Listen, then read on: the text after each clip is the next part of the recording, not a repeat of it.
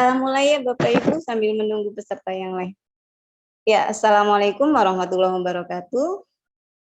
Selamat siang dan salam sejahtera bagi kita semua. Tabi pun. Ya. Ya pun. Ya. Baiklah. Yang terhormat Bapak Kepala SMK Negeri 1 Abun Selatan selaku penanggung jawab acara kita hari ini. Kemudian yang kami hormati Bapak Ibu Panitia untuk bidang tour promotion dan virtual tour. Bapak Ibu peserta camp kreatif guru SMK Indonesia bidang tourism promotion dan virtual tour yang berbahagia. Pertama-tama marilah kita panjatkan puji syukur kehadirat Allah Subhanahu wa taala karena berkat rahmat serta hidayahnya pada hari ini kita masih bisa mengikuti kegiatan kita hari ini dalam keadaan sehat walafiat.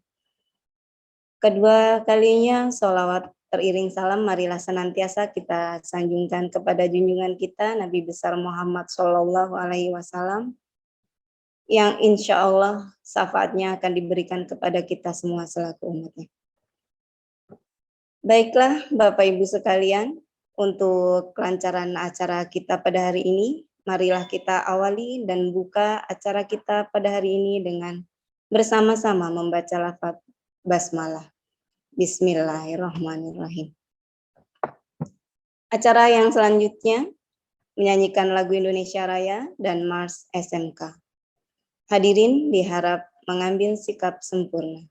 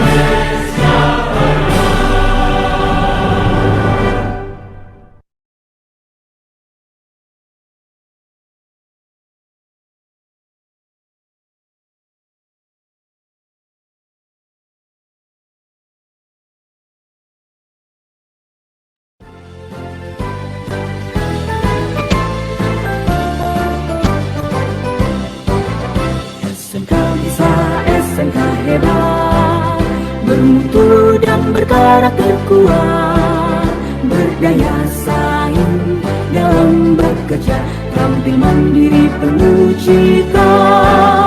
Jadilah kita generasi bangsa, potensi yang unggul merata, berwawasan tinggi, berbudi mulia, giat belajar selalu berusaha. SMK bisa raih prestasi, ukir masa depan, menerjang zaman menyongsong pembangunan.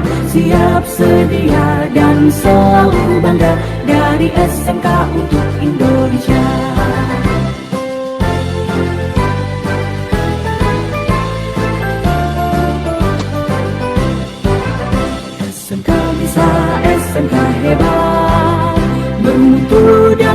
secara kekuat, berdaya saing dalam bekerja, tampil mandiri penuh cita.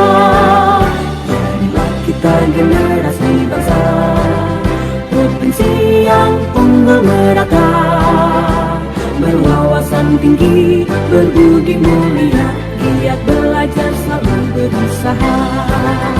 SMK bisa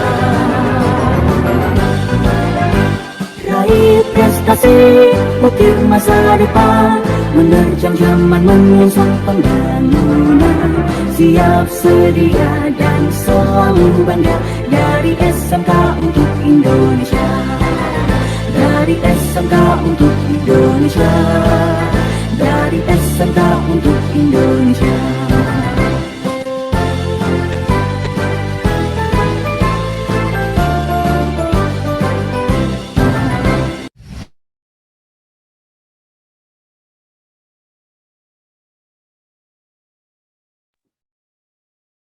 Ya, terima kasih Bapak Ibu, dan mohon maaf sekali lagi untuk Pak Mezano kami ucapkan selamat datang dan selamat bergabung. Kami siap menerima materinya ya Pak. Ya, baiklah Bapak Ibu yang berbahagia, acara kita yang selanjutnya yaitu materi tentang peluang bisnis virtual tour dan haki yang akan disampaikan oleh Bapak Insinyur Mezano Ardi Muhammad STMT. Dan sebelumnya saya bacakan sedikit kurikulum vitae dari beliau. Ya, nama Insinyur Mezano Ardi Muhammad STMT. Ya, beliau adalah salah satu dosen di Fakultas Teknik ya Bapak di Universitas Lampung. Kemudian beliau lahir di Bandung pada tanggal 28 Mei 1981. Riwayat pendidikan beliau yang pertama S1 beliau tempuh di Universitas Lampung jurusan Teknik Elektro. Kemudian S2 Informatika di Institut Teknologi Bandung. Kemudian pengalaman kerja yang pertama, Wakil Direktur PT 31 Mandiri Prima dari tahun 2005 sampai 2009. Yang selanjutnya adalah Direktur Prima Shakti Solusindo pada tahun 2009 sampai 2012. Dan untuk saat ini jurusan Teknik Elektro di Universitas Lampung. Dan sedikit kurikulum vitae tentang Bapak STMT, dan untuk materi sepenuhnya waktu pada Bapak Mezano. Dipersilakan Bapak. Terima kasih Ibu Sri atas perkenalannya. Ya, nanti kita kenal lebih jauh lah, boleh ya. Baik. Ya, izin ini Bapak Ibu ya, saya Mezano Ardi Muhammad, materi tentang bisnis dan kan ada pada virtual tour. Jadi melanjutkan materi yang disampaikan minggu lalu ya, bahas apa sih virtual tour itu, kemudian juga nah, saya langsung share aja deh materinya. Oh ya, Bu Sri minta tolong saya jadi co-host ya, biar bisa share. Oh iya, baik Pak, baik. Sudah Pak, sudah jadi host. Oh sudah ya, oke, baik, terima kasih. Host disable participant screen sharing. Oh, belum bisa saya. Belum bisa. Saya ini sambil ini juga nggak apa-apa Bu ya. Bingung sih sambil ada pelatihan. Ada. Oh iya. Ya. Oh ya. Oke. Bapak Saya masih belum bisa share ya. Gimana? Ya. Oh tadi itu ya. Oh iya Bapak yang kacamata ya. Iya. Ya. Oke. Jadi kalau kita bicara virtual tour,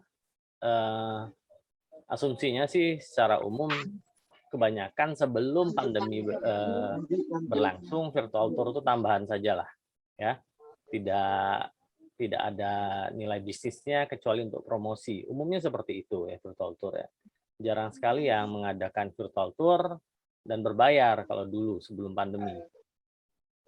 Ya, terutama di Indonesia. Biasanya kalaupun dia menjadi virtual tour berbayar, kalau di luar negeri itu dia konsepnya dia merupakan produk ya. Kalaupun bisa dijual, biasanya dijualnya ke keluarganya Pak Effendi sama Bu Soeharni aja ya. Oh, sudah ya. Oke. Oke, izin saya share ya. Nice. Oke. Ya. Share. Ya, langsung aja Bu ya. Oke, terlihat nggak ya? Terlihat ya? Oh, memang harus ditukar nih ya. Sedih banget. Belum terlihat, Pak. Belum. Oke, untuk Pak Effendi. Coba saya share Belum lagi. terlihat. Belum ya? Masih loading, Bapak. Iya, masih loading. Nah, coba share lagi. Bentar.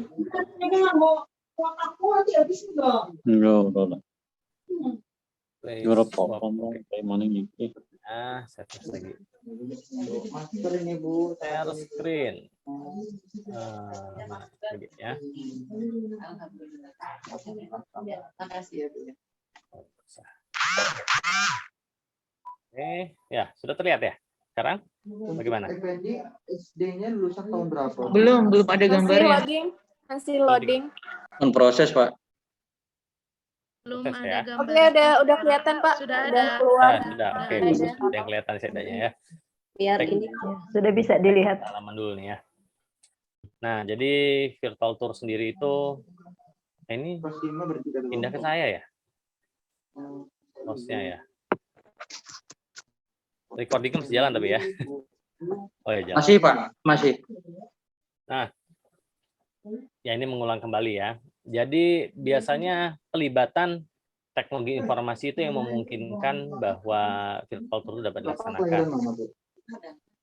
Ya, jadi bentuk virtual tour itu ada yang hanya mempresentasikan sama seperti video conference ya, disajikan atau video bahkan ya, video saja disajikan. Ada juga yang mengganti kenyataannya ya. Jadi definisinya kita ini ya, untuk pertemuan ini. Virtual tour adalah penggunaan teknologi untuk meningkatkan atau menciptakan pengalaman pariwisata secara artifisial. Ya.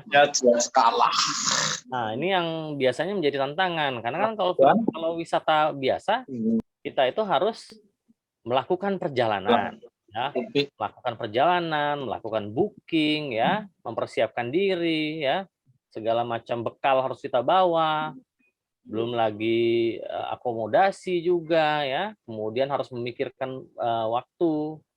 Nah, biasanya kalau dia menjadi artifisial ada hal-hal yang hilang, memang. Karena kadang-kadang cerita perjalanan itu kan nggak selalu tentang tempat wisatanya. Kayak saya kemarin tuh ke Malang itu ceritanya lebih banyak ke Batu ya. Lebih banyak ceritanya tentang ya di awal-awal banyak cerita tentang perjalanannya yang jauh, capek pas sampai, belum lagi ada yang sakit perut gitu kadang-kadang gitu kan. Itu yang kadang-kadang memperkaya pengalaman pariwisata. Kalau mendadak mengalami pengalamannya langsung ya tanpa ada kisah perjalanannya, ada janjiannya, memang fokusnya betul-betul penuh di pariwisata. Nah, ini yang menjadi tantangan bahwa virtual tour itu nggak bisa kita berikan pengalaman alternatif yang banyak.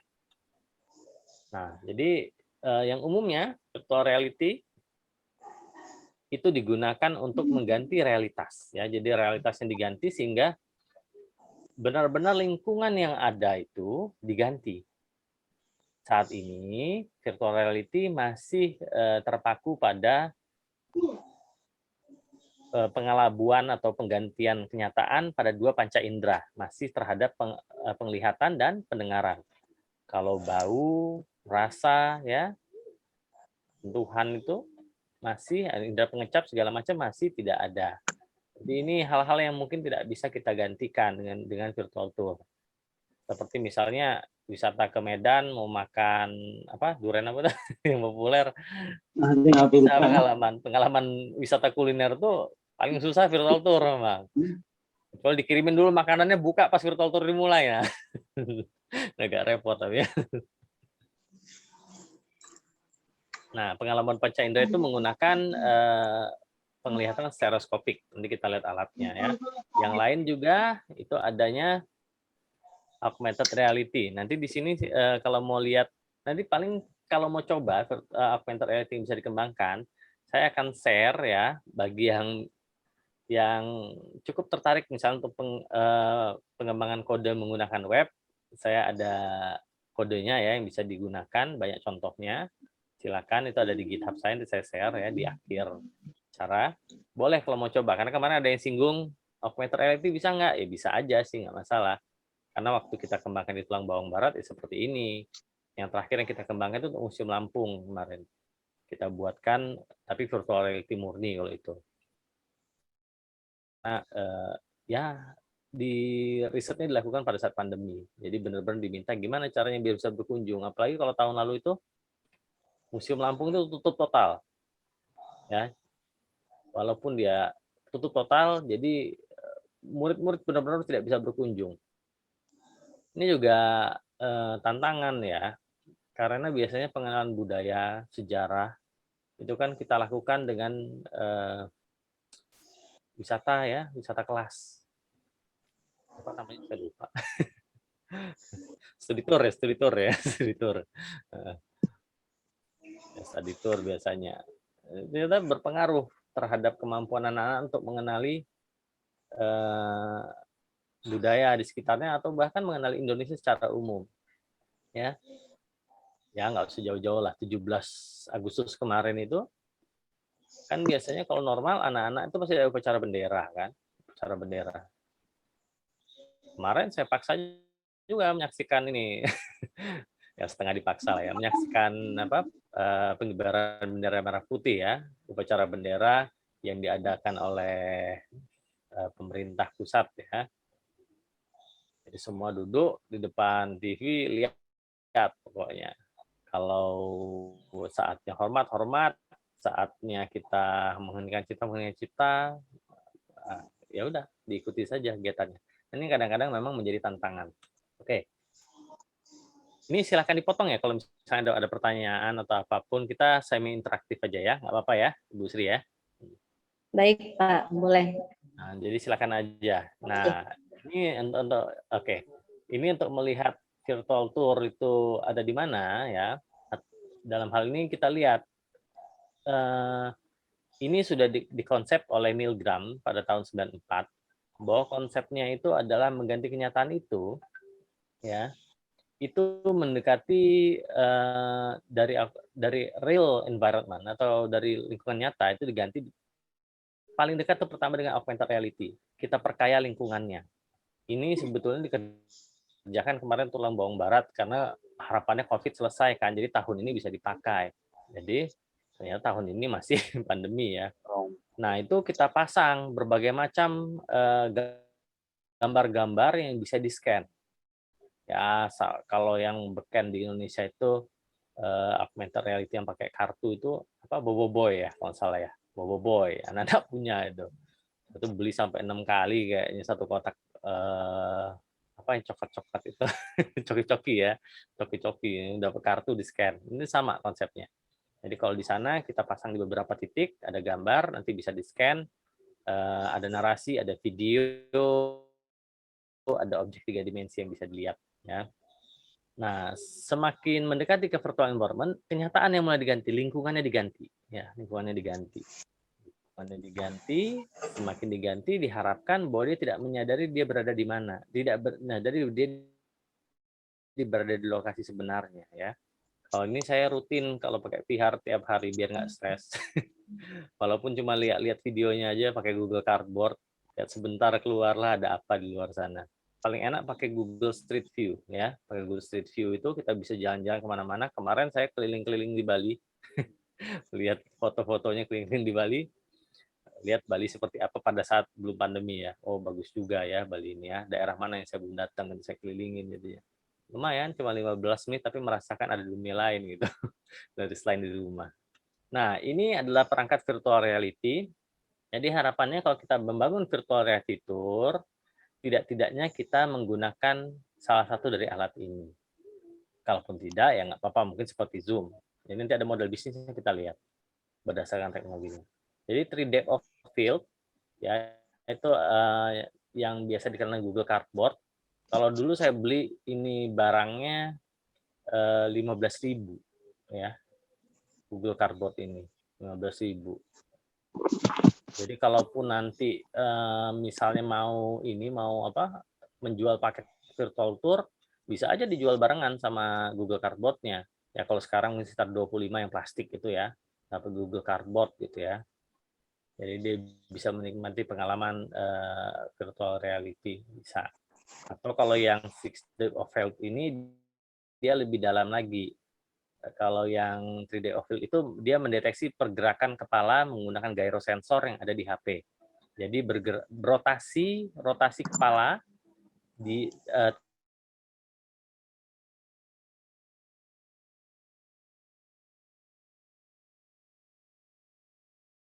terhadap sumber 6D of field, perubahan posisi ya, kalau guru fisika pasti tahu. Transposisi perpindahan posisi dari X, Y, Z ya, dari X, Y, Z1 menjadi X, Y, Z2. Jadi kepalanya selain bisa berputar-putar juga bisa bergeser ya.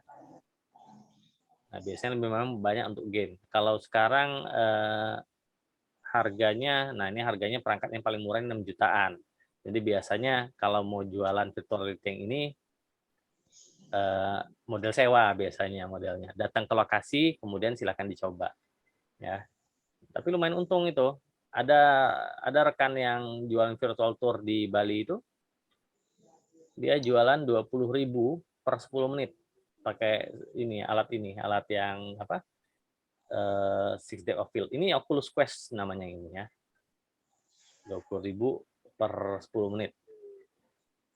Dia cukup datang ke satu sekolah tuh datang dapat 200 siswa, waktunya terserah, 10 menit pakai, bayar 20.000 per 10 menit. Ini lumayan jadinya. Itu kan kalau 200 siswa, 20.000 berarti 4 juta ya dalam satu hari. Banyak itu.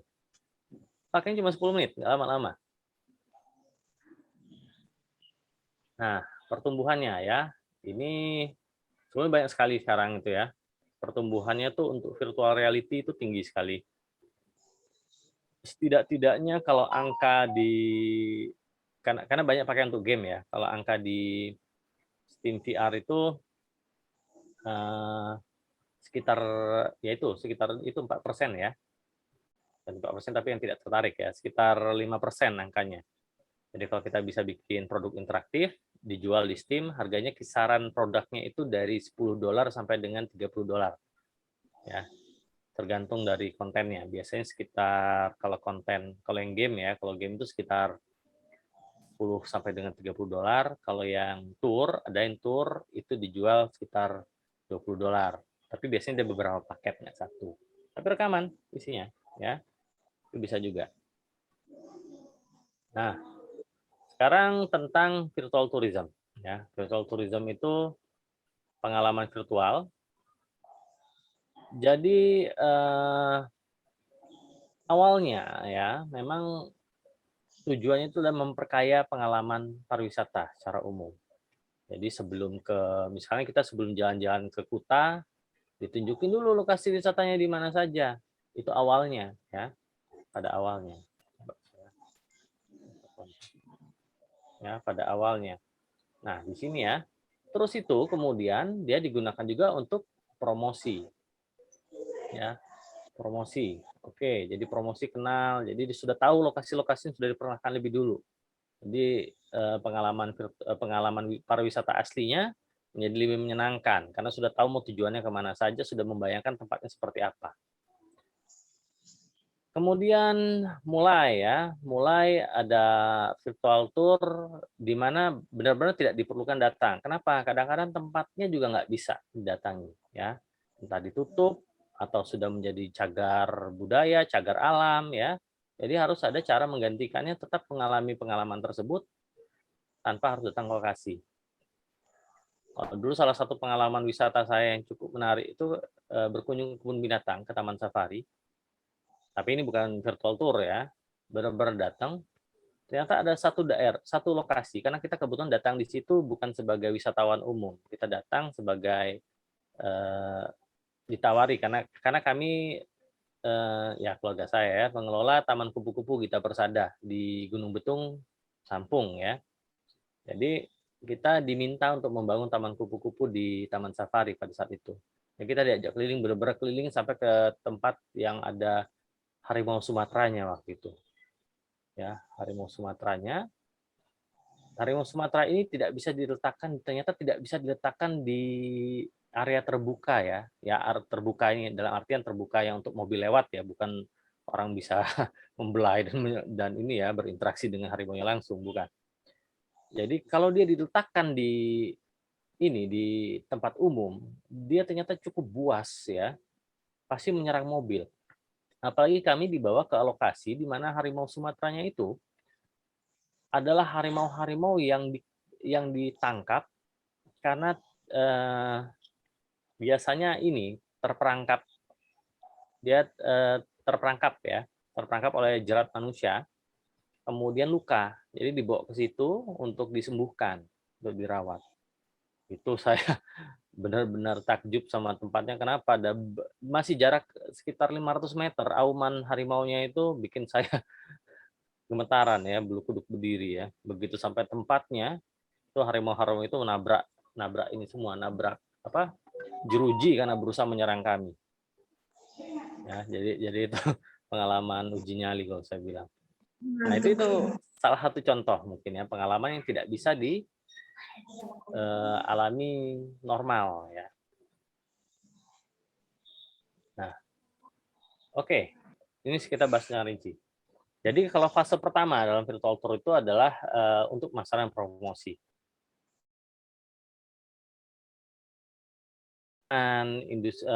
Seperti apa lokasinya ya. Kita memperlihatkan dengan lebih dekat ya. Jadi dia bisa lihat langsung lokasinya, menyadari bahwa oh, ini kalau saya kunjungi bisa lebih menarik ya.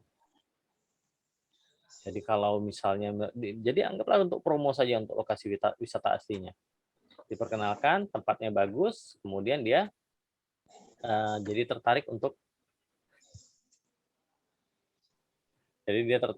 ini ya, untuk berkunjung ke lokasi wisata. Ini pemasaran promosi. Fase 2 adalah meningkatkan pengalaman pariwisata. Jadi kalau di sini nih wahana yang ada di Cina ya. Jadi China Virtual, saya lupa nama tempatnya itu, ini Virtual Park ya. Kalau nggak salah Taipei, bukan Taipei, sorry. Shenzhen Virtual Park ya, Shenzhen. Taipei kan Taiwan ya. Jadi dia terapkan di sini ya, di Virtual Park ini semua pengalaman virtual. Kalau di Indonesia itu juga sudah ada dari 2017 kalau saya nggak salah, itu ada yang masuk, nama tempatnya apa ya, Virtual Zone ya. Jadi lumayan menarik tempatnya ya. Jadi kita bisa mencoba, kalau biasanya dulu 4 dimensi. Nah, mirip-mirip seperti itu. Jadi yang dipicu adalah pengalaman sensorik yang menipu lokasi virtualnya. Nah, tetap tempat pariwisata, dia datang ke suatu lokasi, kemudian di lokasi tersebut pengalaman pariwisatanya diperkaya ya. Kalau saya pengalaman kemarin ke Batu ya, ke Malang itu, kan ada yang kita naik apa sih ya, naik kereta ini ya, kereta jalan itu, kereta jalan keliling, menikmati wahana sebetulnya, mengikuti saja wahana-wahana tersebut, keliling-keliling. Banyak efek-efek yang segala macam. Kalau dengan virtual reality itu bisa diganti sebetulnya. Tanpa harus bikin wahana yang mahalnya bukan main ya. Ya kalau punya uangnya silakan. Nah kemudian masuk ke fase 3, ini pengembangan pengalaman virtual tour. Nah ini yang saya bilang bahwa dia dapat mempersingkat. Jadi salah satu kerugiannya ya adalah dia menghilangkan pengalaman-pengalaman yang kita alami dalam perjalanan, dalam waktu makan ya. kemudian hilang ya. Misalnya kalau datang ke kemarin tuh saya ke Bandung itu ya lupa ke Lembang ya, ke Lembang. Ada bagian memberi makan ini ya, memberi makan apa? Memberi makan ikan. Nah, itu pengalaman yang tidak bisa membeli makan ikannya saja hilang pengalamannya. Ya. Nah, ini yang harus dipahami, tapi juga menjadikan bahwa pengalaman-pengalaman tersebut bisa lebih kaya di sisi lain. Misalnya kalau sebelumnya virtual tour tersebut untuk memberi makan ikan, sekarang ikannya bisa kita pegang. Jadi misalnya kita modelkan 3 dimensi, terus bisa dipegang, bisa dilihat seperti apa sih ciri-ciri ikan yang ada di kolam ini. Nah, itu bisa. Ya. Bahkan boleh mancing jadinya, karena ikannya nggak bisa habis. Ya. Oke, nah ini adalah contoh pengalaman fisik yang diganti dengan pengalaman virtual. Ya. Kalau misalnya ada yang wisata ski, ini di dekat tempat saya ini ada Transmart ya. Pas sebelum pandemi mereka kembangkan wisata zona ya, karena kan biasanya orang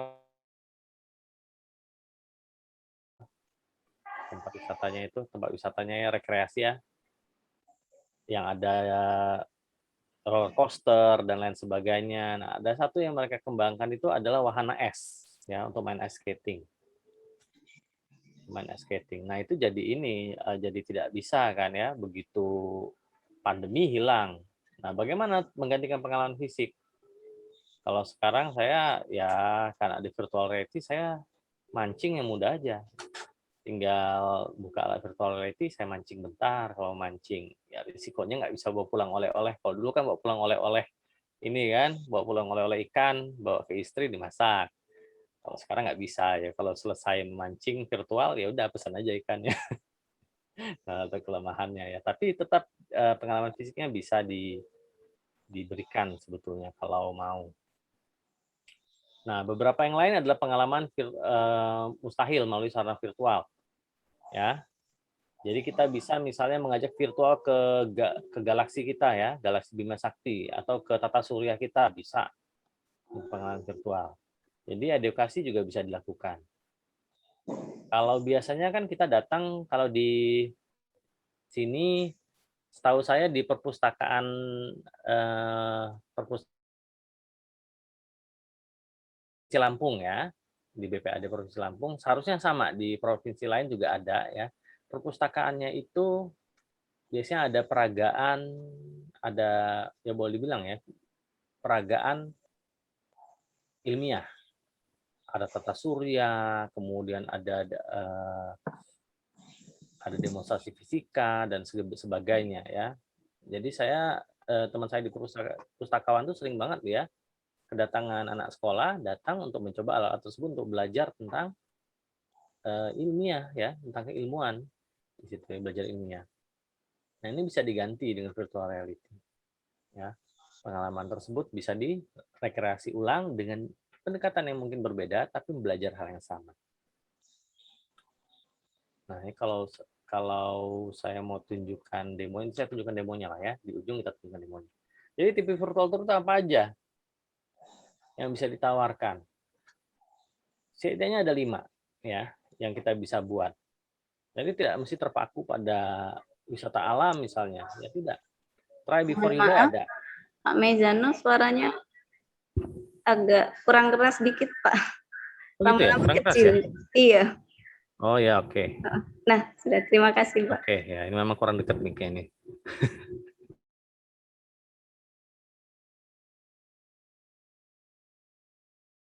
Lah, try before you buy ya, coba sebelum beli. Nah, ini bisa juga ditawarkan. Biasanya kayak begini adalah wisata singkat, virtual tour, atau bahkan cuman demo 1 atau 2 tempat saja ya, 1-2 atraksi yang ada di lokasi wisata, dan sisanya itu pay gate ya, jadi harus bayar dulu baru dia bisa virtual tour. Itu bisa. Nah, kemudian ada yang model yang mengunjungi tempat-tempat nyata ya, tanpa meninggalkan rumah. Nah, ini paling mudahnya sebetulnya seperti Google Street View ya, itu bisa mengunjungi tempat-tempat nyata tanpa meninggalkan rumah. Tapi ingat, Google Street View itu ada batasannya kan, peluang di kita bicara peluang di kita ya. Biasanya dia tidak masuk ke tempat wisata ya, jadi tidak dibuat Street View untuk masuk ke sebuah lokasi yang biasanya daerah komersil, daerah bisnis. Nah, ini peluang ya. Misalnya seperti Museum Lampung itu bisa banget kita buat. Museum Lampung kita bisa buat, atau museum-museum secara umum, museum-museum sejarah itu bisa. Daerah-daerah yang tempat-tempat yang biasanya harus ini ya, harus melakukan perjalanan jauh. Kemarin saya juga sempat ke Bromo tuh. Wih, luar biasa itu. Pengalaman cuman berapa jam ya, cuman ya rasanya nggak sampai 2 jam, tapi menuju ke sananya berapa hari saya. Bolak-baliknya belum sakitnya. Nah, ini yang bisa digantikan ya. Terus mengunjungi tempat di masa lalu ya. Ini rekreasi biasanya, rekreasi pengalaman di masa lalu. Kalau kita pernah berkunjung ke Monas, kita tahu bahwa ada diorama ya, diorama set-set yang ditunjukkan lokasi-lokasi sejarah digambarkan dalam bentuk-bentuk miniatur ya. Itu ada. Nah, bayangkan kalau kita bisa buat pengalaman belajar sejarah ya, belajar tentang sejarah menjadi lebih menyenangkan. Dan ini memang kalau yang begini virtual tour-nya mau nggak mau harus datang. Kalau misalnya ya anggaplah kalau misalnya di Jawa perangnya Pangeran Diponegoro, reenactment ya, rekreasi ulang gitu. Bisa saja datang kita ceritakan kisahnya, kemudian dikasih tahu seperti apa itu kejadiannya. Di narasi ya, tetap ada guide-nya bisa.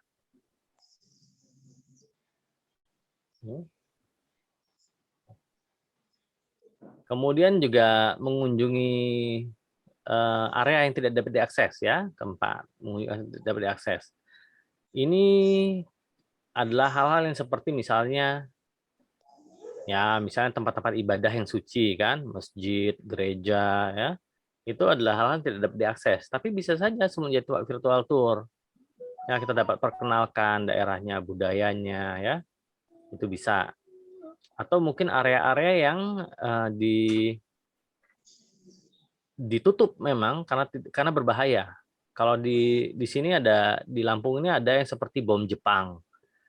Nah, itu nggak boleh tuh masuk ke dalam, nyentuh bomnya itu nggak boleh. Mendekat gitu ya, area yang terbatas. Nah, itu bisa saja ya dibuka aksesnya. Kemudian mengunjungi daerah yang tidak ada, dan kalau ini benar-benar Fantasyland bisa juga sih dibuat. Boleh aja dibuat dengan sentuhan budaya bisa ya. Oke. Nah, ini contoh-contoh virtual tour ya. Ini yang sudah ada ya. Ini virtual tour Saung Ujo. Dia bukan lokasi yang dijual, tapi atraksi ya. Jadi datang ke sana, atraksi. Jadi kalau ini modelnya Saung Ujo ini, dia buat virtual tour-nya menggunakan video conference, pakai Zoom. Dia buka pendaftaran tiketing ya, dengan tarif $78 per peserta. $7 itu kalau grup, $8 per individu ya. Jadi kalau individu, nah kalau dia grup dia $7.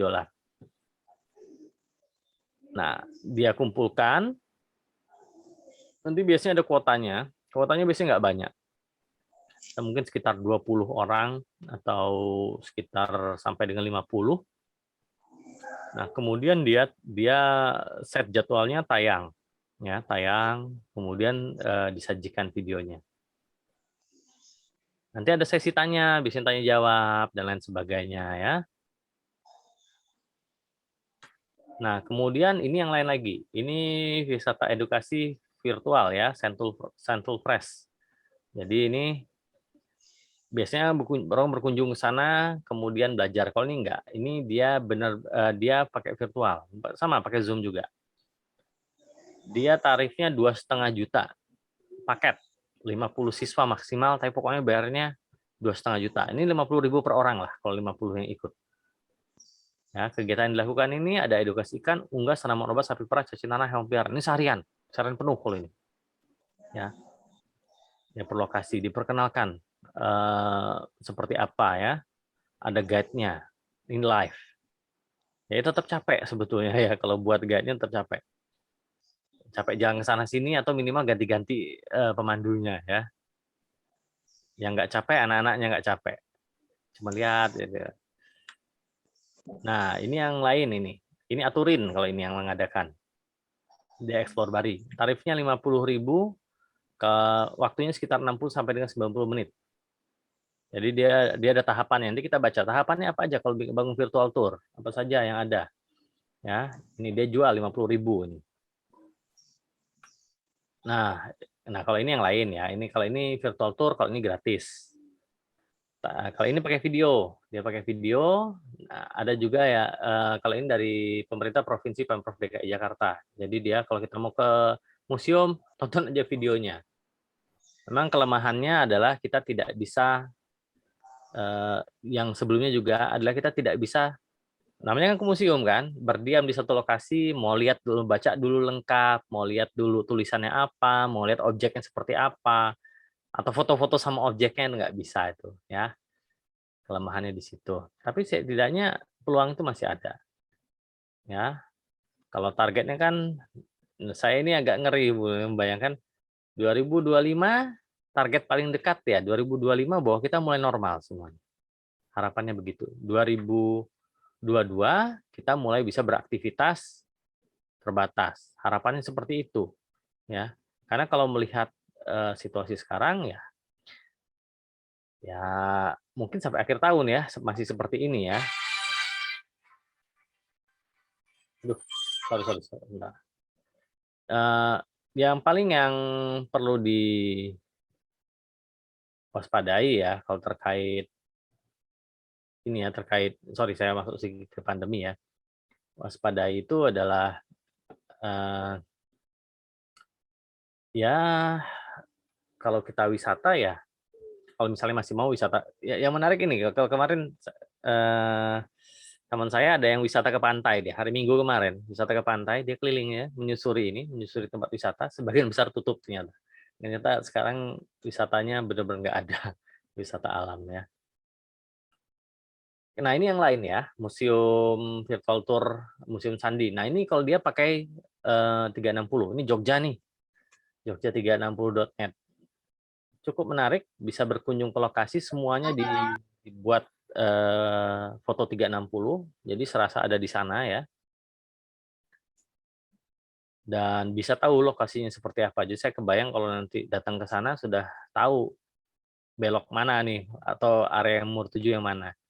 Dan benar-benar perhatikan objeknya ya. Oke, nah Ragunan, kalau Ragunan sempat dia wisata atraksi harimau lewat Instastory ya.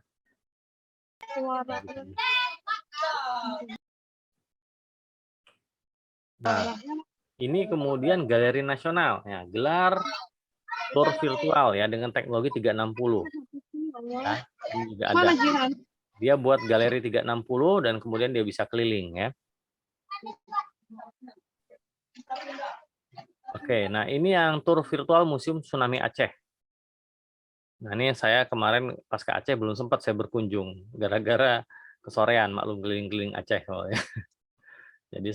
Jadi saya ikut virtualnya aja, jadi ya lumayan jadi tahu isinya apa ya. Ini pakai Zoom. Nah, salah satu yang saya waktu itu pernah ada riset bareng sama ada mahasiswa UI ya, riset ke Lampung untuk Pulau Pahawang. Kebetulan kami juga ada, ya kalau dibilang kami punya cottage lah ya untuk disewakan di Pulau Pahawang. Memang tantangan besarnya itu kalau wisata alam itu adalah semakin banyak wisatawan yang datang, dampak kerusakan terhadap lingkungan itu semakin tinggi. Jadi waktu itu riset yang kami lakukan, kami menemukan bahwa ada batas nyata, ada batas jumlah pengunjung bolehkan untuk menjaga alamnya tetap asri. Jadi Menteri push kita untuk menambah jumlah wisatawan, ternyata untuk daerah tertentu, terutama lingkungan ya, itu harusnya dibatasi. Nah, ini harus bisa di-push sebetulnya. Mungkin yang masih tertarik, selain dia menjadwal ya, menjadwal untuk kunjungan, mungkin bisa untuk digantikan dengan virtual tour. Jadi baik untuk lingkungan. Nah, kemudian juga virtual tour itu seperti yang bilang tadi bahwa keuntungannya adalah wisatawan bisa memilih, mungkin bisa memilih waktu lebih fleksibel, dan kemudian juga dia tidak terikat ya secara ruang dan tempat. Mungkin untuk waktu masih, tapi ruang dan tempat dia bisa pilih ada di mana. Bisa di rumah atau di tempat lain yang tidak harus ada di lokasi. Dan kemudian mengingat tadi banyak yang kalau kita bilang di virtual itu sebagai friksi adalah seperti perjalanan, kemudian beli makanan, akomodasi, itu dikurangi, menjadikan biaya wisata virtual tour itu lebih murah. Ya. Nah, kemudian juga ya tadi itu virtual tour itu dapat merangsang adanya pariwisata fisik datang ke lokasi. Pada saatnya nanti ya, dia akan mendatangkan pariwisata fisik. Saya kemarin ikut ke mana ya wisata virtual ya, ada ke Kojadoy saya ikut. Ya menarik juga tempatnya. Saya jadi tertarik untuk datang suatu ketika nanti sudah aman, saya datang, saya mau nginap beberapa hari di sana. Nah, kekurangannya ini adalah virtual tour ini tidak dapat diakses oleh semua orang. Jadi kita pahami dulu kelebihan dan kekurangannya. Tidak dapat diakses oleh semua orang. Virtual tour itu hanya bisa diakses oleh yang memiliki teknologi dan akses internet. Ya, tidak semuanya bisa. Nah, kemudian juga tantangan ini tidak memberikan keuntungan ekonomi yang diberikan oleh pariwisata tradisional. Tetap bisa ada keuntungan ekonomi bagi daerahnya, tapi beberapa tidak bisa. Ya sederhana saja seperti saya bilang tadi, beli konsumsi ya. Beli aqua di warung aja hilang. Ya, faktor ekonomi beli aqua di warung aja hilang. Warung-warung itu yang biasanya jualan aqua itu udah nggak laku lagi aquanya. Karena kita nggak minum. Ya, kemudian interaksi sosial terbatas. Ya. Jadi kalau mau ikut virtual tour, mau ikut virtual tour group, kemudian dapat pacar baru lah istilahnya kalau anak muda ya, nggak bisa. Karena interaksi terbatas. Nggak sempat kenalan, nggak sempat lirik-lirikan istilahnya kalau begitu ya. Atau misalnya ketemu teman baru ya, mau ngobrol, bertanya hal-hal mungkin yang tidak terkait, ya itu agak sulit. Ya, saya biasanya kalau datang ke suatu lokasi wisata, saya kadang-kadang tanya ke penduduknya. Di sini masyarakatnya selain jadi selain pariwisata, apalagi ininya usahanya, ada yang bertani atau apa gitu. Saya tanya biasanya. Biasanya kalau malam apa kegiatannya? Ini hal-hal yang mungkin sulit ditanyakan kalau kita tidak berinteraksi langsung, ya. Karena kan terutama kalau pakai Zoom itu interaksinya jadi ke guide itu semuanya ya, nggak bisa bisik-bisik. Nah, peluang bisnisnya, oke, untuk tahu bahwa virtual tour ini bisa menghasilkan dampak ekonomi ya. Jadi kita lihat lagi virtual tour itu biasanya cenderung memberikan pengalaman yang padat dan berbasis pada lokasi ya. Nah, jadi targetnya yang memiliki waktu singkat, tidak sedang melakukan perjalanan jauh, serta mengharapkan pengalaman baru wisata. Ya. Nah, disinilah gunanya virtual tour, dapat menawarkan wisata yang menjawabkan kebutuhan tersebut. Oke. Sorry, bentar ya. Ini harus minum kayaknya. Oke. Nah, sekarang bagaimana kalau kita mau buat virtual tour? Ya, seperti apa yang bisa kita tawarkan? Kita lihat dulu dari aspek teknologinya. Ya, teknologi virtual tour, kalau virtual tour biasa, ya, yang disajikan lewat video, itu ada 2 model.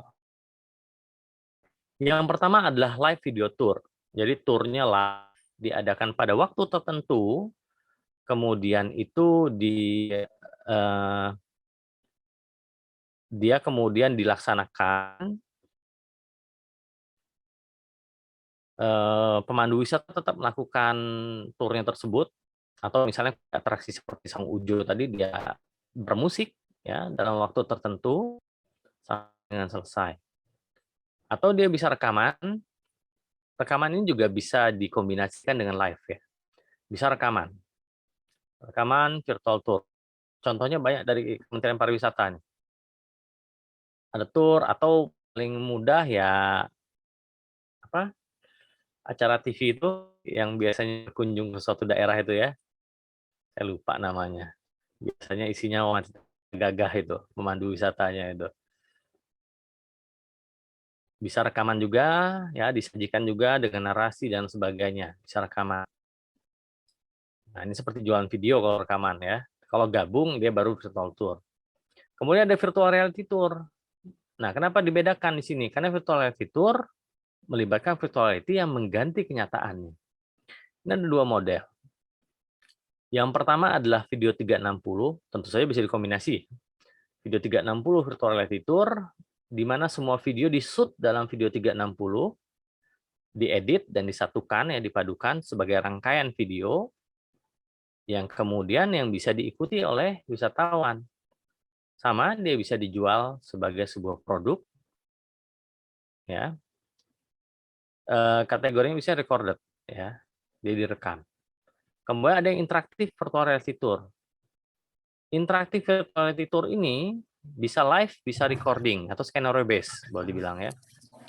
Jadi kita disajikan dalam atraksi wisatanya, ada beberapa atraksi wisata, misalnya contoh, saya ambil contoh di tempat saya di Taman Kupu-Kupu, kita punya museum, punya penangkaran, ya, kita punya titik-titik foto, ya, kita juga punya tempat rekreasinya, kita punya tempat demo, ya.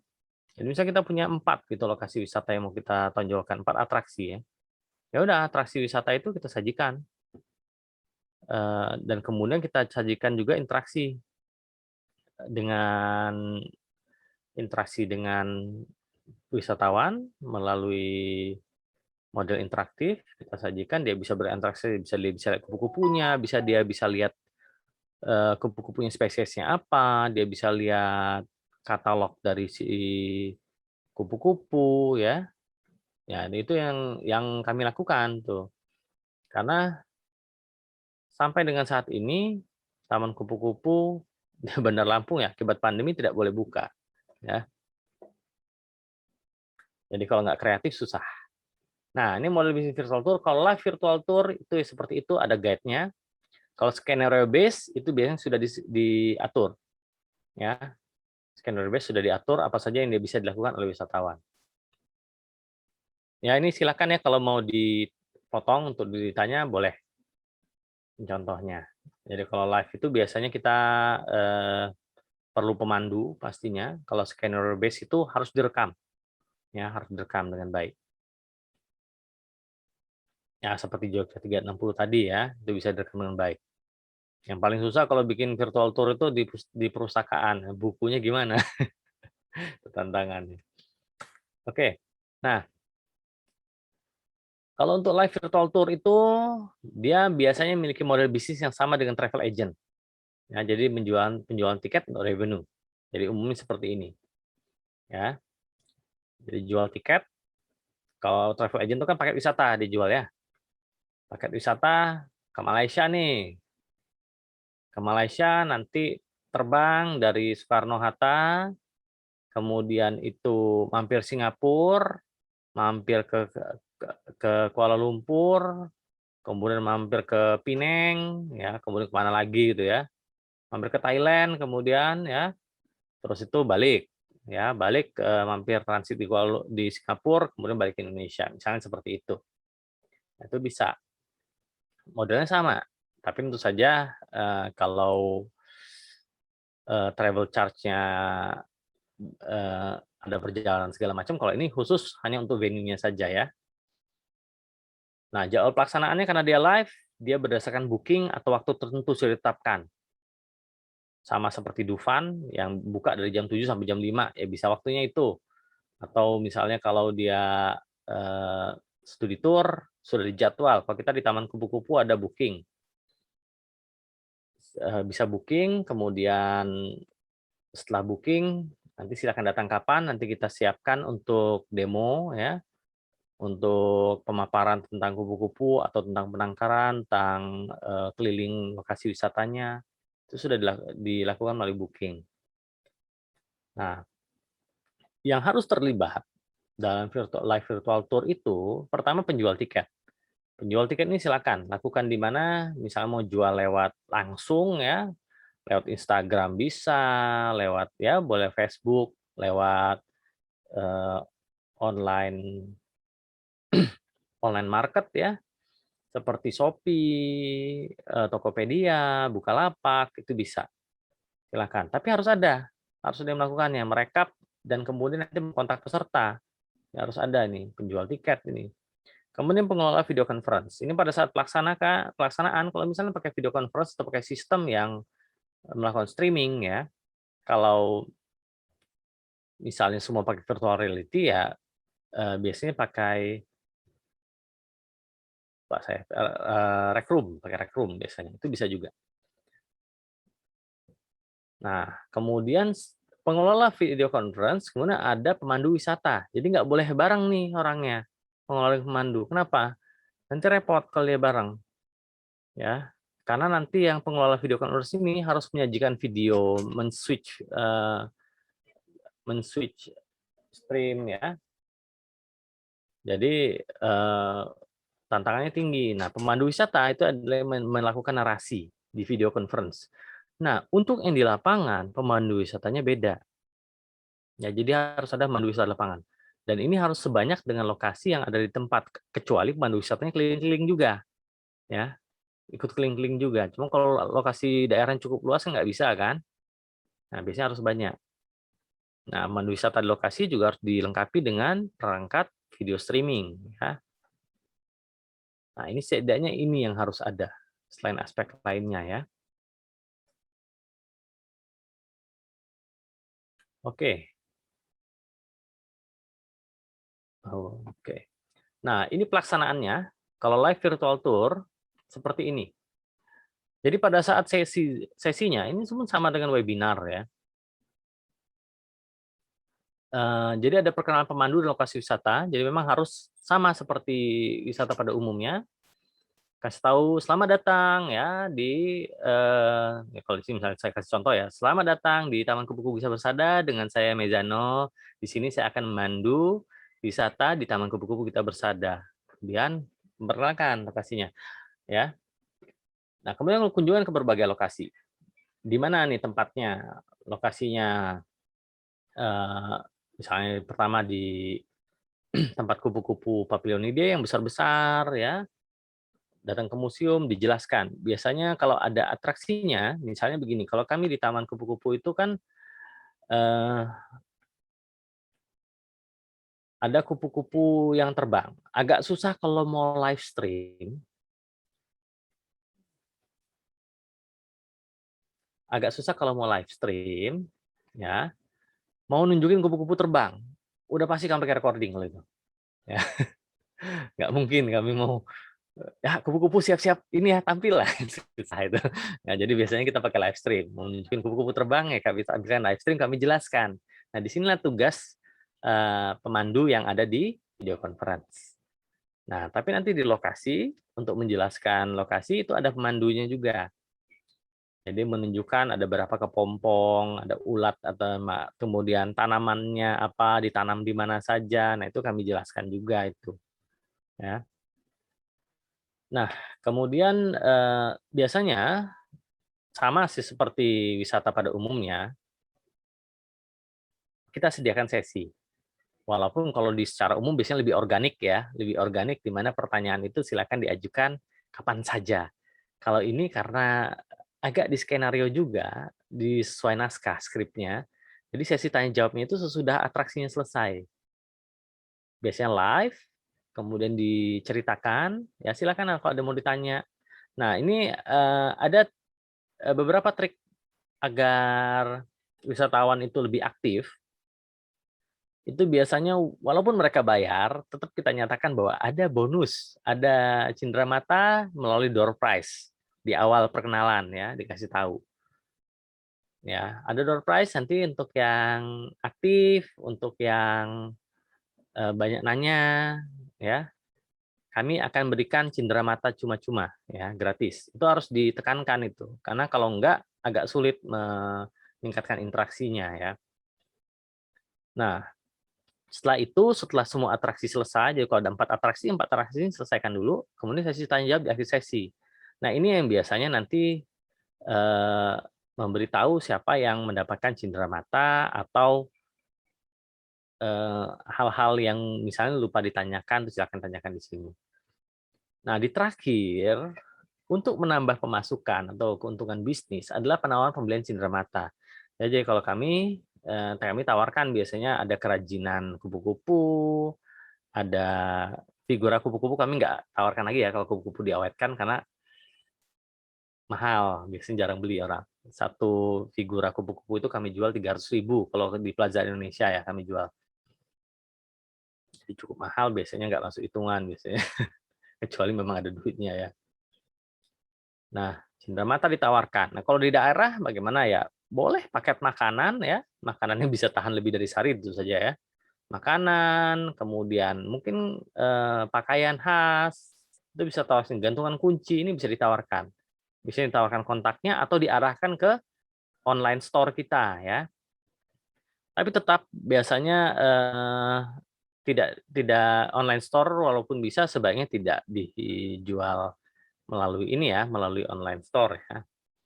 Biasanya lewat IG atau pemesanan itu boleh. Ya, supaya memberikan keunikan ya. Keunikan bahwa dia harus ikut tur baru dapat cenderamata.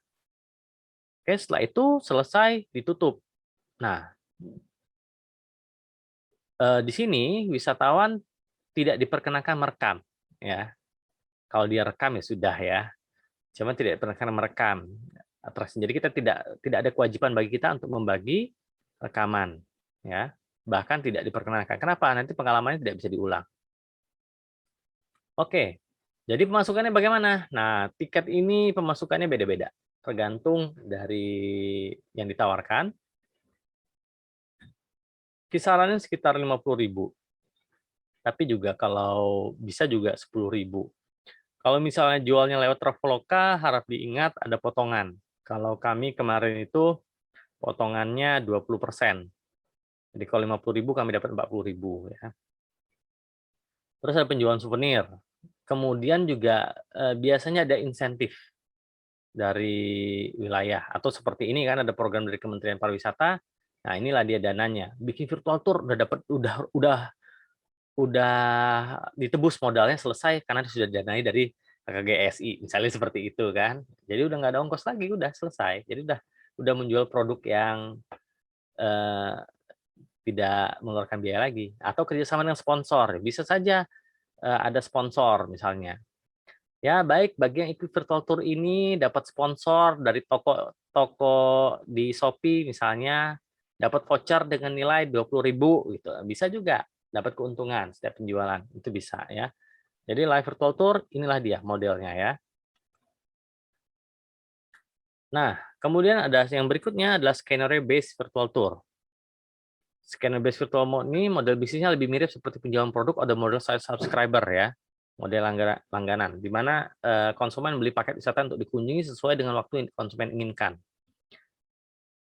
Nah, konsumen itu dapat memilih atraksi yang mau dilihat dan berinteraksi tanpa harus ikut rangkaian acara tertentu. Bentuk produknya, dia bisa sebuah aplikasi lengkap dan bisa diakses kapanpun. Nah, ini yang contoh yang umum seperti game atau lokasi pada aplikasi VR. Jadi biasanya downloadable content ya. Kita bangun aplikasi, kemudian kalau misalnya mau mengunjungi satu lokasi, silakan beli paketnya. Ya, dibeli satu kali dan dia bisa diakses kapanpun, berkali-kali. Itu yang produk. Jadi makanya biasanya dijualnya agak mahal. Kalau yang di Kalau yang di VR Store seperti Oculus, seperti Quest Store itu, dia per paket ada per paket dia bisa jual $5 ya, $3 sampai $5 tergantung paket wisatanya. Pengalaman juga lama-lama biasanya, 30 menit paling. Nah, kemudian kalau subscriber ini seperti paket virtual tour yang dilanggan. Nah, bisa dalam seperti akses video service, seperti Netflix dengan Skillshare ya, dalam waktu terbatas. Misalnya dia hanya boleh kunjungi 1 kali, itu bisa juga. Jadi dia ikut 1 kali atau dibatasi waktunya. Kasih waktu 1 minggu. Setelah seminggu aksesnya tutup. Ini bisa. Ya. Dibatasi. Nah, biasanya kita perlu platform seperti ini. Nah, waktu terbatas lewat dari itu dia dimatikan. Ya, ini harus bangun sistem login. Atau ya boleh saja dibatasi aksesnya saja. Oke, nah skenario virtual reality tour itu biasanya dia dimulai dengan adanya landing point ya. Pertama titik landing point. Titik pertama itu biasanya sama ini perkenalan juga. Skenario-nya sama. Kasih tahu Anda hadir di mana, kemudian apa yang ingin Anda lakukan. Nah, biasanya yang dilakukan adalah memilih lokasi atraksi. Ya. Atraksi wisata. Kemudian kalau ini sudah, nanti dia bisa melakukan interaksi melalui di lokasi ada narasi, ya penjelasan sebuah objek atau sebuah foto atau sebuah benda. Kemudian dia bisa berinteraksi, ya. Misalnya kalau di situ ada meriam, itu bisa ditarik meriamnya bunyi gitu meledak. Atau dia bisa berinteraksi dengan objek, bisa dipegang, bisa dilihatnya, ya. Itu juga bisa. Jadi modelnya banyak dan ini biasanya memang lebih berat untuk pengembangannya, ya. Nah, pemasukan dari mana? Ini bisa didapatkan dari penjualan produk. Kisaran 100.000 sampai 500.000, bahkan bisa lebih mahal ya. Atau penjualan produk. Ini biasanya alatnya dipinjamkan. Ya, atau bisa juga kita jual paketnya ya, paket wisatanya model sama seperti live virtual tour juga bisa kita jual. Kemudian itu dia kita kirimi saja Google Cardboard-nya, jadi bisa lihat nanti dalam 360. Nah, ini subscriber dari 15.000 sampai dengan 100.000. Nggak mahal-mahal memang ya model. Oke, ini contoh-contoh virtual tour ya yang dijual. Ini di Traveloka, beberapa di antaranya seperti ini. Mulai dari 50.000 ya, dari 96 saat ini ada dekat 200.000, 300.000-an ya, dari 600 nih bahkan ada 800 ya. Banyak macam-macamnya. Ini sudah di luar Tour HQ nih ya. Jadi banyak model monetisasinya. Nah, ini kemarin saya coba sempat tanggal 15 kemarin ya. Saya lihat, oh ya ini seperti ini. Kunjungan ini menariknya program yang virtual tour desa wisata ini bukan dari Kementerian Pariwisata, dari Kominfo ini.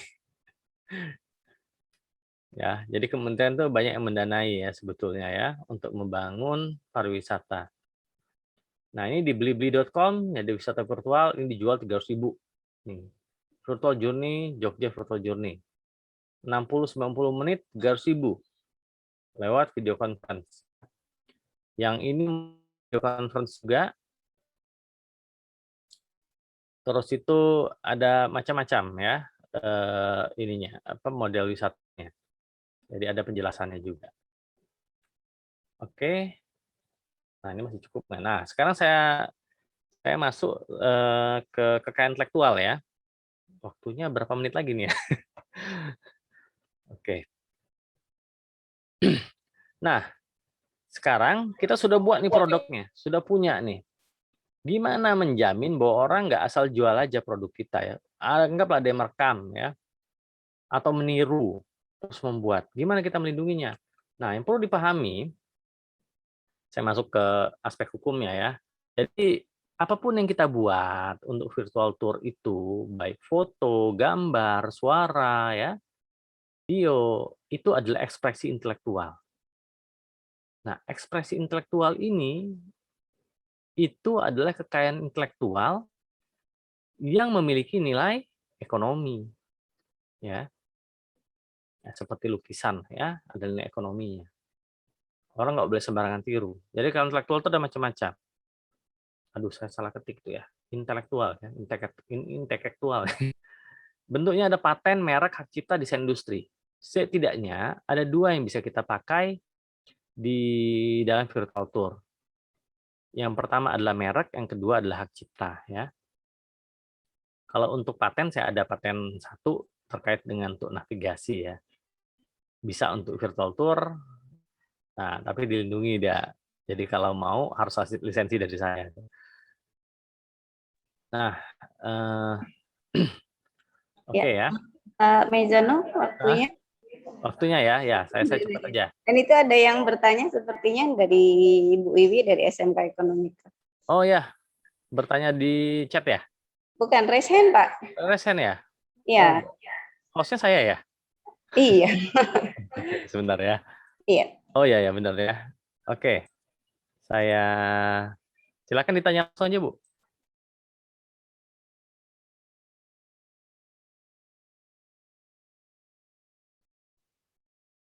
Bu Wiwit ya? Bu Wiwit Mufti ya? Silakan, Bu.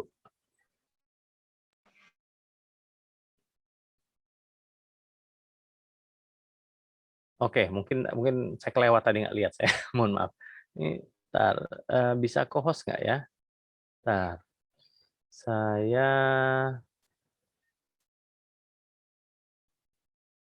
pindahkan dulu biar bisa di ini.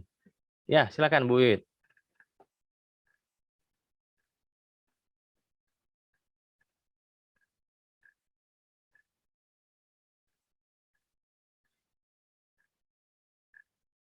Bu Wiwi. Atau saya bacakan chat dari chatnya, Pak? Oh, boleh. Silakan. Oh iya. Baik, mohon izin bertanya ini untuk Pak Mezano dari SMKN mana ini ya? Puspo. Ya, Pak, kalau seandainya kami membuat live virtual tour, berarti apa ini tadi? Maaf. Berarti bisa menggunakan kamera biasa tanpa kamera 360 ya, Pak? Seperti itu.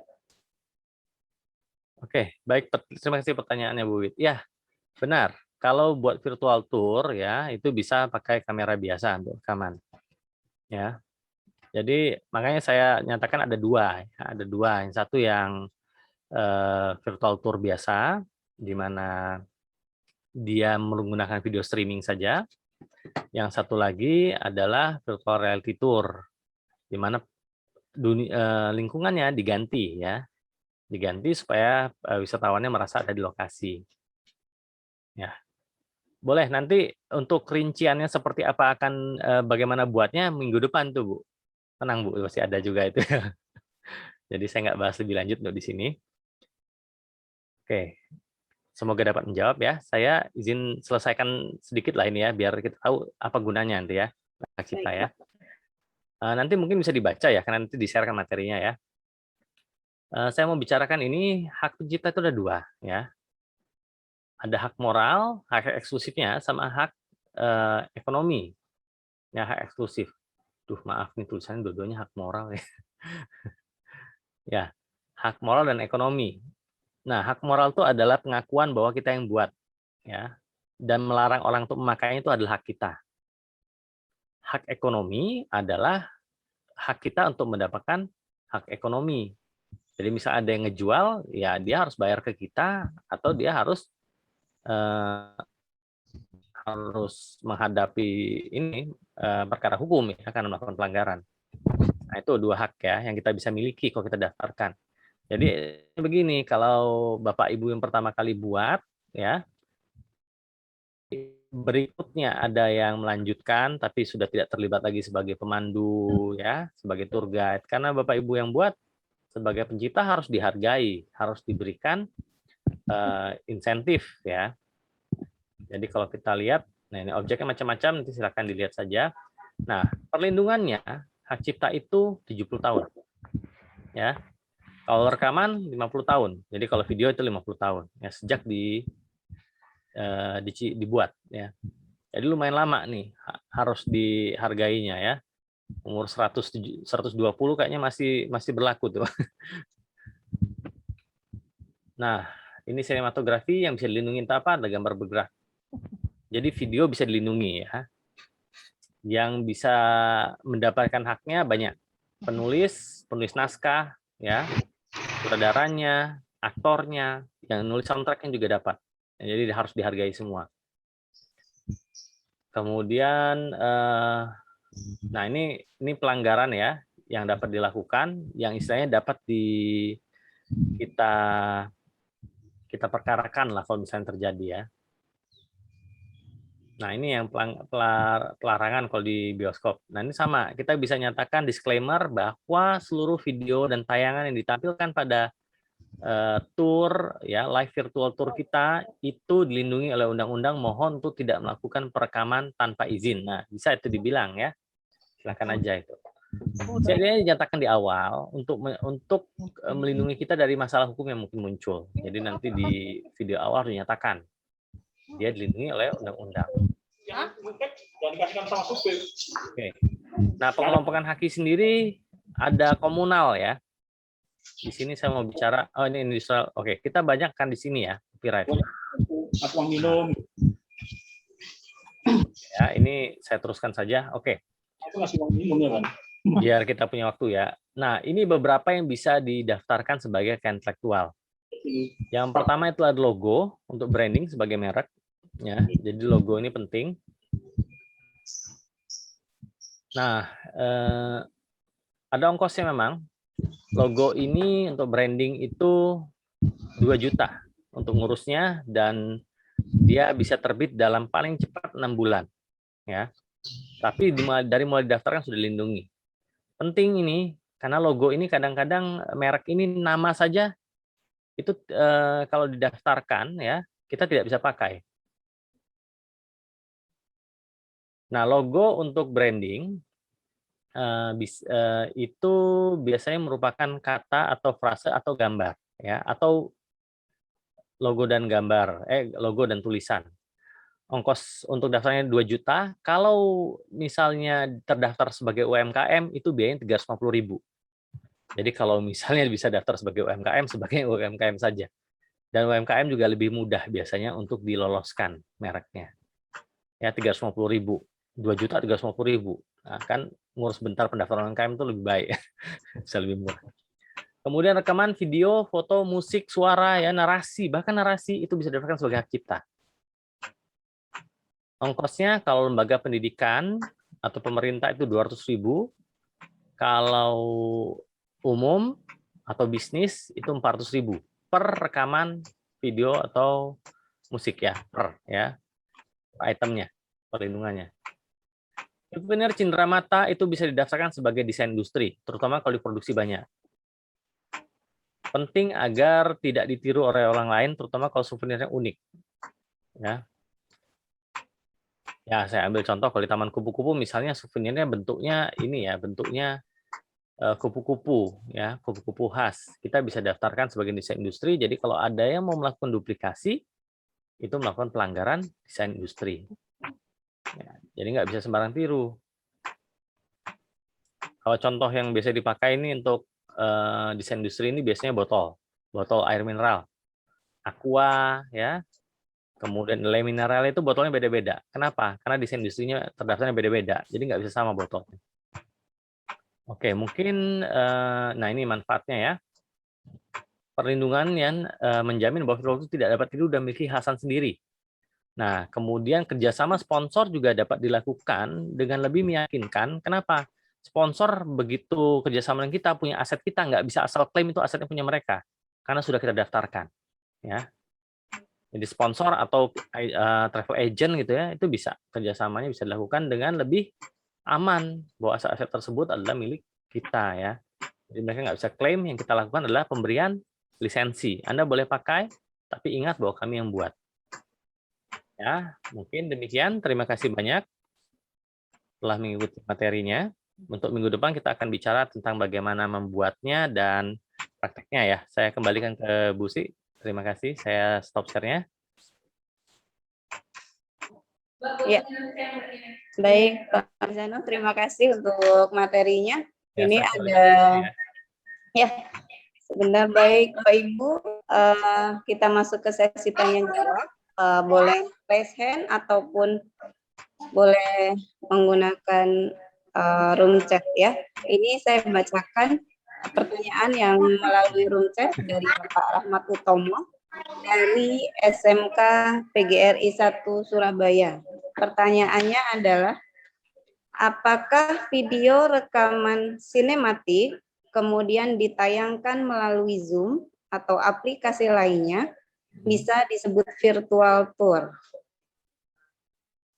Demikian Pak Mizano, pertanyaan dari Pak Rahmat Utomo. Ya, bisa. Rekaman bisa. Rekaman sinematik ya, yang sudah diolah, sudah dikasih intro mungkin ya, dikasih transisi video itu boleh. Boleh dijadikan bagian dari virtual tour. Ya, live virtual tour ya. Tapi begini yang perlu diingat, rekamannya jangan sebisa mungkin rekamannya itu tidak ditayangkan publik, tidak pernah ditayangkan publik. Karena kan tidak membangun kepercayaan ya terhadap wisatawan, dia tidak merasakan pengalaman yang unik, apalagi kalau dia bayar. Kalau gratis sih nggak apa-apa mungkin ya, tapi kalau bayar, tolong jangan pakai video yang sudah tersedia publik. Ya. Ya, terima kasih. Bagaimana Pak Rahmat Utomo? Sudah cukup? Ya. Atau silakan Bapak Ibu. Yang lain yang ingin bertanya, Bu Wiwit juga tadi akhirnya pakai room. Iya, baik Oh, Bu. iya, iya. Maaf, Oh iya, silakan Bu kendala Wiwit. sama speakernya. Jadi tadi yang ingin saya tanyakan, untuk pembuatan tourism promotion ini tidak harus menggunakan virtual tour ya, Pak? Atau Oh, ya, wajib? tidak harus Nah, pakai virtual terus tadi reality. kan, tadi saya sempat lihat ada yang slide mengenai pelaksanaan secara virtual tour. Itu kan tadi kayak seperti pembukaan segala macam sampai ke penutup. Nah, ini kan saya nanti rencananya inginnya kan langsung ya Pak. Ada nggak sih contoh rundown pelaksanaan urutan yang secara realnya kita ambil? Ada nggak sih contoh pelaksanaannya? Jadi biar kita tahu loh sistematis dari awal sampai akhir kalau misalkan kita real datang ke tempat wisata tersebut. Karena kan kita masih bingung juga nih Pak, editing segala macam ini kan masih di luar kemampuan kita ya. Gitu. Jadi kita maunya yang langsung bersentuhan aja fisik dengan wisatanya. Itu aja Pak yang ingin saya tanyakan. Terima kasih. Ya. Baik, ya terima kasih Bu pertanyaannya. Memang benar ya kalau live itu kita harus menulis naskah ya. Tahapannya seperti apa dan kemungkinan interaksi yang terjadi ya. Nanti untuk naskahnya kan praproduksi ini ya minggu depan ya. Nanti untuk materi mungkin akan di-share oleh Iya, baik. Pak Hadi atau Pak siapa yang lupa saya. Materi. Nanti ada Bu. Jadi minggu depan ya Pak ya? Ya, minggu depan. Iya, baik.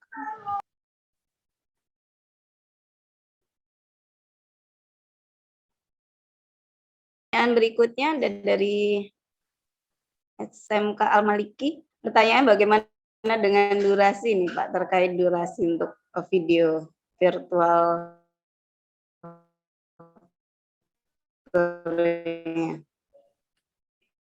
Kalau kemarin kami bahas ya dengan Pak Adi, Bu Mardian, dengan Pak ini ya. Kemarin kami bahas itu untuk promosi ya, untuk video tourism promotion itu sekitar 1 menit. Diharapkan sih tidak lebih dari itu ya. Paling lama pun kalau mau ditambah, jadi jangan lama-lama promotion. Sedangkan untuk yang virtual tour-nya ini kontennya lebih panjang ya. Rekamannya tidak harus lama, tapi setidaknya harus dipikirkan naskah yang akan memenuhi waktu 60 sampai dengan 90 menit. Ya. sediain naskah. Jadi kalaupun nanti di naskahnya pun disebutkan sesi tanya jawab 5 menit atau 10 menit, ya itu ditambahkan saja waktunya, ya. Jadi sekitar sesi tanya jawab 15 menit, berarti kan sudah lumayan tuh 75 menit lagi yang harus dipenuhi. Ya, perkenalan berapa? 5 menit sampai 10 menit. Ya udah 10 menit dikurangi lagi. Nah, berarti videonya sisanya berapa? Nah, itu yang perlu dipikirkan, ya. Jadi menyesuaikan dengan naskah masing-masing. Kan kami juga nggak tahu nih di tempat Bapak Ibu itu seperti apa wisatanya gitu kan. Jadi kalau normalnya alam ya membayangkan ada perjalanan. Yang dilakukan banyak kalau wisata alam itu videonya itu justru memang karena banyak jalan kan ya. Perjalanan itu kan wisata alam banyak banyak perjalanannya. Jadi videonya udah video jalan. Walaupun tidak live jalannya tapi video jalan. Jalan kemana? Jalan. Sembari ada musik gitu ya. Jadi sekitar 2 menit jalan gitu videonya. Filler aja. Tapi ya tujuannya untuk membangun atmosfer ya. Jadi bisa seperti itu juga. Nah ini Bu Isti angkat tangan sama Bu Wiwit. Angkat tangan lagi apa gimana itu? Bu Wiwit sudah tadi, Bu Isti Wira, silakan. Di atas waktu yang diberikan, apakah suara saya bisa didengar, Bapak? Oh, suaranya kecil ya. Bentar. Saya bisa didengar, Bapak? Ya, oke silakan. Saya silakan diulang. Suaranya agak kecil, Bu Isti, bisa lebih keras.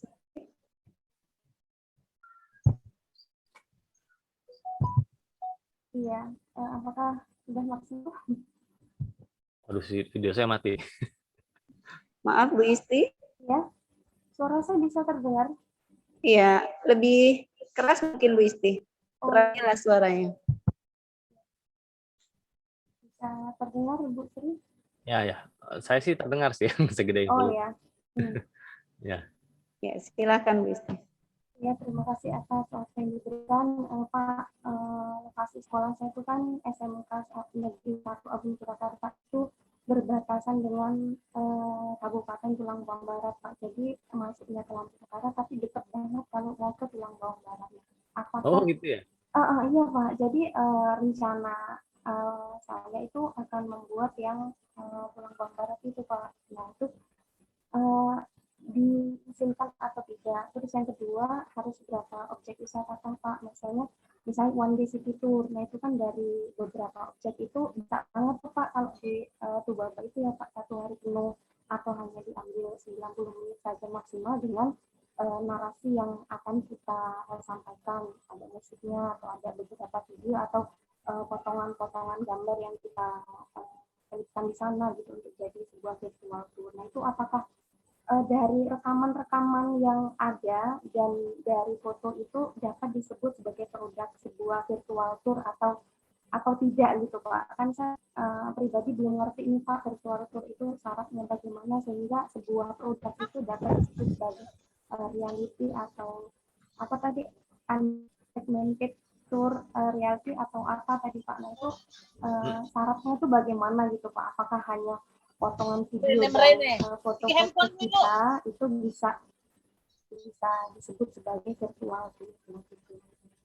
Nah, terima kasih, Pak. 2 pertanyaan saya itu saja. Terima kasih, Pak Megana. Oke. Ya baik, terima kasih Bu Isti pertanyaannya. Jadi untuk ya ini ya untuk diakui sebagai virtual tour sebelumnya saya yang penting itu presentasinya ya. Presentasinya. Jadi kalaupun tidak dilakukan kegiatan di lokasi sebenarnya, asal presentasinya baik, itu boleh diakui sebagai virtual tour. Karena kan virtual tour tujuannya adalah memberikan pengalaman baru kepada wisatawan. Jadi boleh, Bu. Ya. Kemudian objek wisata ya, mengenai jumlah objek wisata ya dia. Jumlah objek wisata itu untuk waktu sekitar 60 sampai dengan 90 menit itu biasanya oh, asar ya. Oke. Ya, izin saya lanjutkan ya. Di sini belum asar soalnya. Untuk objek wisata ya atau atraksi ya yang kita mau sajikan, sebenarnya tergantung berapa lama setiap atraksi, tapi normalnya adalah sekitar 4 sampai dengan 8 untuk waktu 60 sampai dengan 90 menit. Itu cukup banyak itu. 4 objek maksudnya, Pak. 4 objek. Ya. 4 objek. Ya, 4 objek wisata ya, 4 objek, 4 lokasi, 4 objek, 4 atraksi gitu ya. Itu ya biasanya. Karena kan seperti tarian saja, itu akan makan waktu mungkin sekitar 10 sampai dengan 20 menit ya tarian kan ya. Rekaman bisa kan? Agak repot kalau kita mau live biasanya. Videonya malah nggak bagus. Jadi biasanya menggunakan rekaman. Nah, itu 10 sampai dengan 20 menit tergantung tariannya. Itu sudah satu tuh atraksi. Nanti ada lokasi wisata yang lain. Nah, narasinya kan lama kan biasanya narasinya. Nah, kalau kita punya 4 saja ya tempat wisata dengan waktu masing-masing sekitar 15 menit itu sudah 60 menit. Belum perkenalan ya, belum kemudian tanya jawab, belum lagi kita jualannya kan, kita akan jualan souvenir biasanya selalu ditawarkan. Nah, souvenir sendiri tadi kan saya bilang di terakhir, sebetulnya kalau mau ditawarkan setiap tempat atraksi juga boleh. Jadi orang bisa kepikiran mau beli, misalnya yang pertama adalah naik kuda, jualan pecutnya misalnya gitu ya, itu bisa juga gitu. Terus itu misalnya jualan apa? Lokasi wisata, ya kayak saya kupu-kupu gitu, saya gantungan kupu-kupu saya jual pada saat dia sedang menjelaskan kupu-kupu apa. Kupu-kupunya beda saya jual lagi gantungan yang beda, itu bisa juga ya. Jadi, sebetulnya saya yakin videonya itu yang perlu dikoleksi, ya, itu paling sekitar 30 menit sudah banyak, 30 menit itu, ya. Karena nanti tergantung bagaimana kita membuat naskahnya untuk melengkapi cerita tersebut, ya. 30 menit, apalagi kalau ditambah dengan live dari lokasi ya, biasanya sudah lebih dari cukup. Tapi kalau tidak mungkin sekitar 10 sampai dengan 15 menit per lokasi ya. Nah, untuk yang mau melakukan wisata seharian itu silakan ya. Dalam artian mau meramu nih langsung nih virtual tour-nya lengkap sampai satu hari. Tapi yang kita target untuk program ini itu 60 sampai dengan 90 menit saja ya. Jadi tidak terlalu lama. Kalau saya nggak salah ke 30 menit juga boleh kalau dia modelnya 15 sampai dengan 30 menit juga boleh, terutama kalau dia virtual reality modelnya. Karena memang nggak boleh lama-lama. Ya, ada orang yang kalau risetnya itu lebih dari 30 menit, ada yang mabuk kalau virtual reality itu. Jadi nggak boleh lama-lama juga. Ya, semoga dapat menjawab. Ini Pak Aris ya, pertanyaan juga mungkin. Pak Bu Isti bagaimana? Sudah dapat menjawab belum?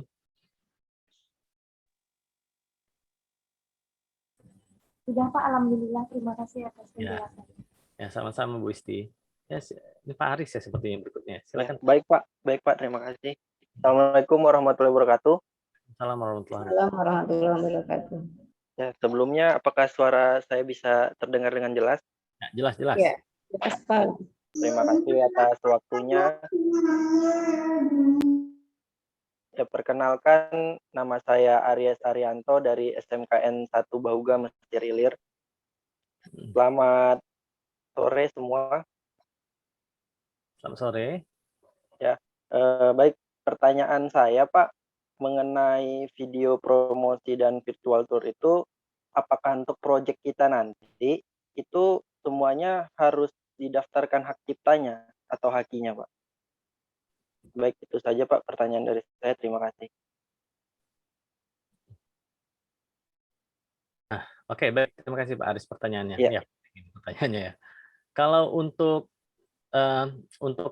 kekayaan intelektual, setidaknya untuk video yang dibuat itu sebaiknya didaftarkan. Akan didaftarkan yang video promosi setidaknya. Ya, satu hak cipta harus didaftarkan. Ya. Nah, terutama karena yang video promosi akan ditayangkan di YouTube ya, kalau nggak salah ya Bu Sri ya nanti ya. Untuk video promosi. Jadi kalau kita tidak lindungi dulu hak ciptanya, ya nanti diklaim sama YouTube ya bahwa dia Creative Commons license ya. Jadi dia adalah kreativitas yang boleh digunakan bebas. Nah, itu gunanya ya. Jadi supaya orang nggak asal comot ini, Pak Aris. Kan diambil, diklip sama mereka, bagian dari video mereka. Kalau kita nyatakan Baik, Pak. kita lebih aman, ya. Iya Pak, mau pertanyaan lanjutan Pak mengenai pertanyaan saya yang pertama. Bapak juga ada menyebutkan bahwa itu wajib didaftarkan ya Pak. mungkin pertanyaan lanjutannya, kalau saya mungkin masih awam, mungkin ada beberapa teman yang udah tahu. Mungkin pertanyaan saya itu, gimana Pak cara saya untuk mendaftarkannya gitu? Ada panduannya kah? Atau nanti mungkin bisa dipandu juga dari pihak KKGSI gitu? Atau mungkin kan ada biaya tuh yang Bapak sebutkan tadi. Nah, untuk biayanya itu seperti apa juga Pak mengenai pendanaannya? Itu Pak. Terima kasih. Oh ya. Oke, untuk pendaftaran kalau untuk panduannya nanti bisa diberikan ya. Nah, kalau pembiayaan saya kurang tahu nih Bu Sri, ini ada alokasi dana atau bagaimana ya? Ambil dari Iya, nanti kami koordinasikan dulu dengan panitia Pak terkait pembiayaan. Karena saya juga kurang paham untuk pendanaan.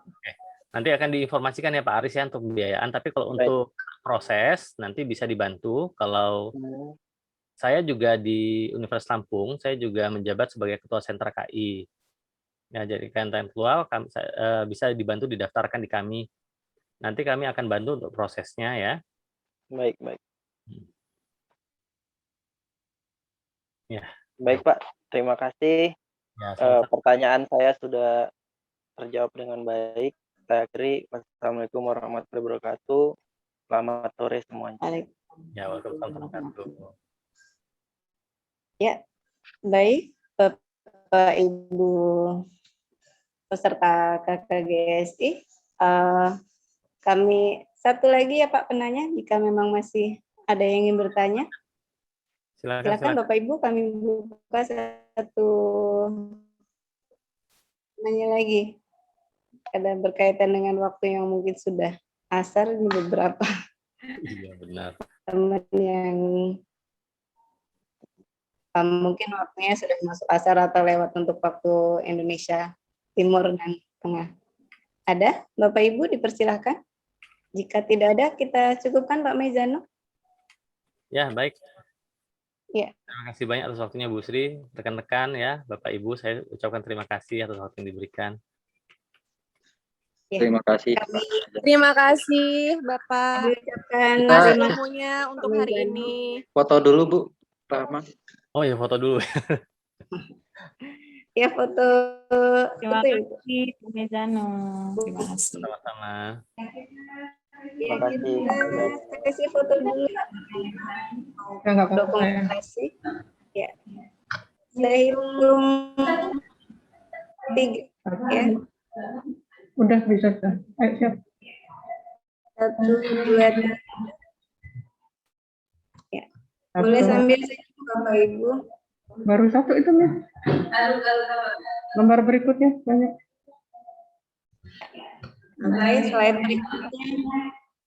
Lagi Bapak 1, Ibu. 2, 3. Ya, slide berikutnya. Ini ada 5 slide Bapak Ibu. Jadi, ya, di slide ketiga Bapak Ibu videonya. Ya, 1, 2, 3.